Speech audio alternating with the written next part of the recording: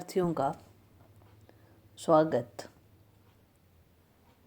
आज प्रिय विद्यार्थियों, आज हम डिस्कस करेंगे a bachelor's complaint of the behaviour of married people by Charles Lamb. In today's video, dear student, we will talk about the author and a brief introduction of the essay, A Bachelor's Complaint of the Behavior of Married People.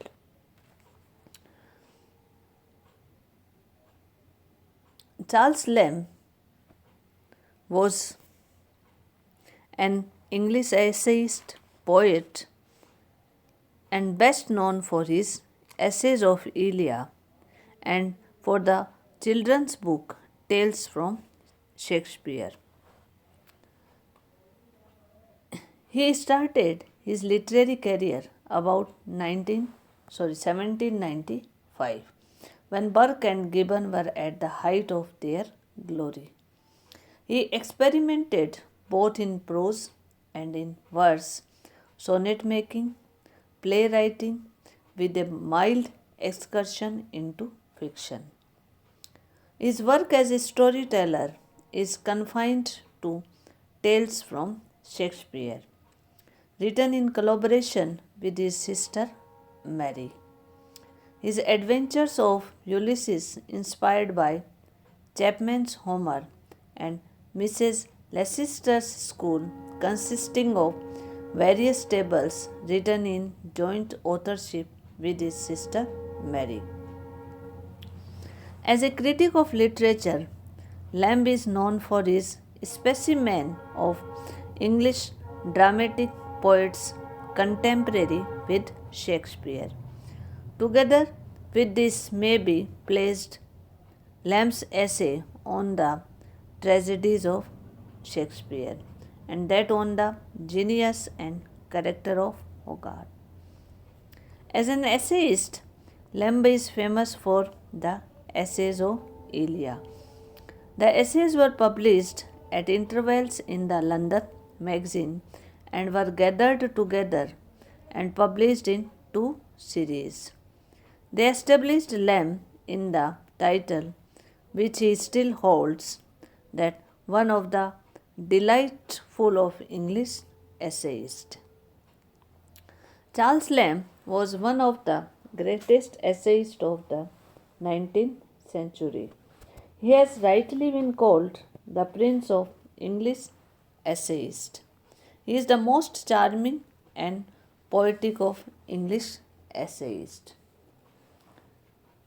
Lamb's personal life was one of despair and unhappiness, and the essays were the means of escaping the tears and turmoils of life. His sister Mary, to whom he was very much devoted, used to have fits of insanity. In one such fit, she had killed her mother. In order to be able to attend to her, Lamb lived a bachelor throughout his life.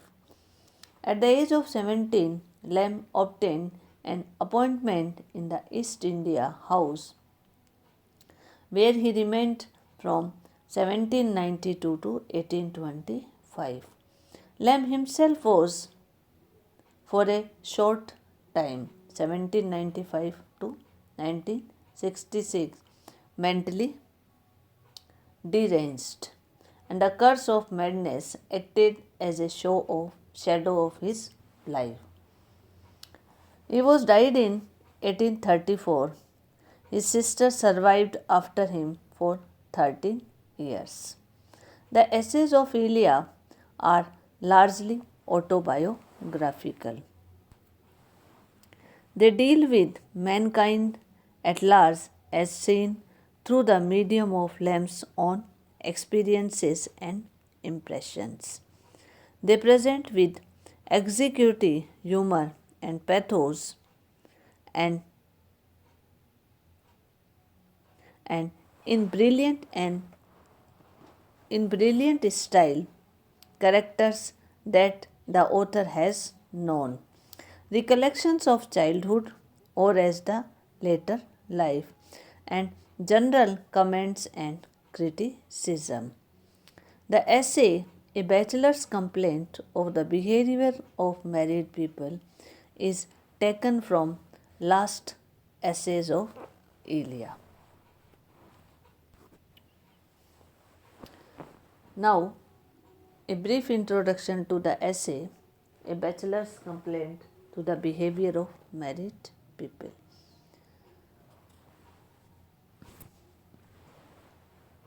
A bachelor's complaint of the behavior of married people was first published in 1823 in Charles Lamb's essay collection Essays of Elia. This essay has a mock serious for pseudo serious tone and is written in an argumentative style. Charles Lamb's essay, A Bachelor's Complaint of the Behavior of Married People, is just what the title suggests. It is indeed a bachelor's complaint of the behavior of married people.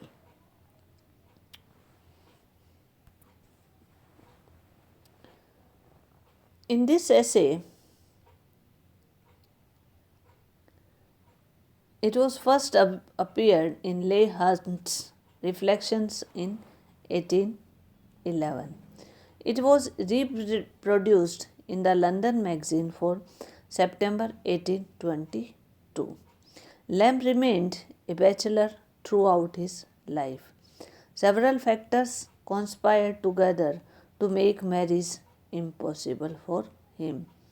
Hollard and Hill write, in the history of our literary men, there are recorded few, if any, incidents so noble as that of the poor, struggling clerk who devoted his whole life with the unrepining cheerfulness to the care of his sister, afflicted with a malady so terrible and dangerous that her companionship made marriage impossible for him.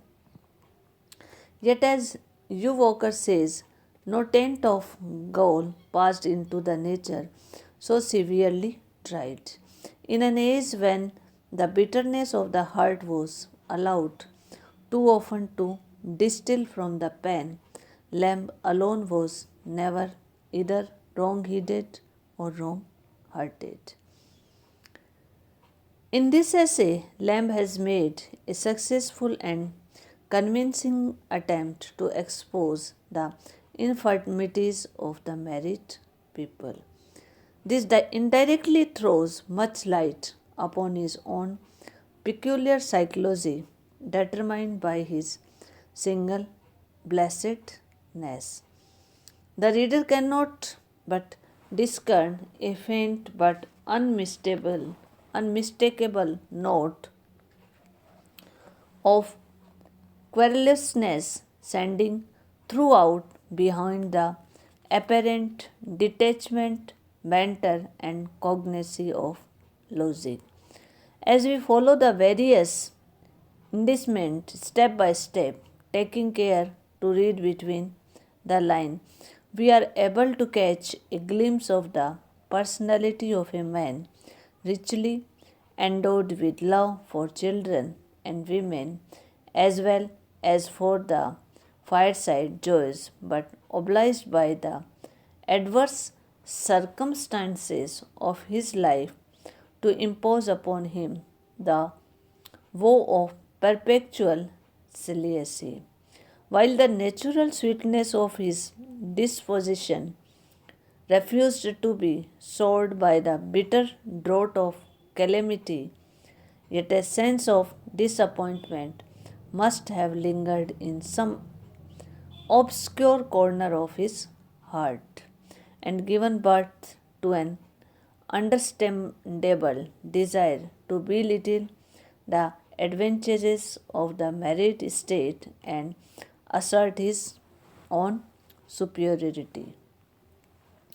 In this charming, innocent manner over the wedded couples.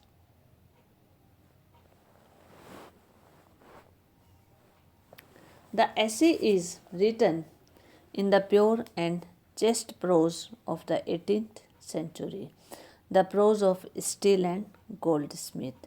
This prose is best fitted for transfixing superficial follies, vanities, and foibles, in as much as the words, unaccustomed with the weight of antique graces and superfluous beauties of rhetoric, possesses lightness and wingedness enough to hit the nail of the head. So, this was a brief introduction of the essay. In the next video, we will talk about the summary of the essay, A Bachelor's Complaint of the Behavior of Married People.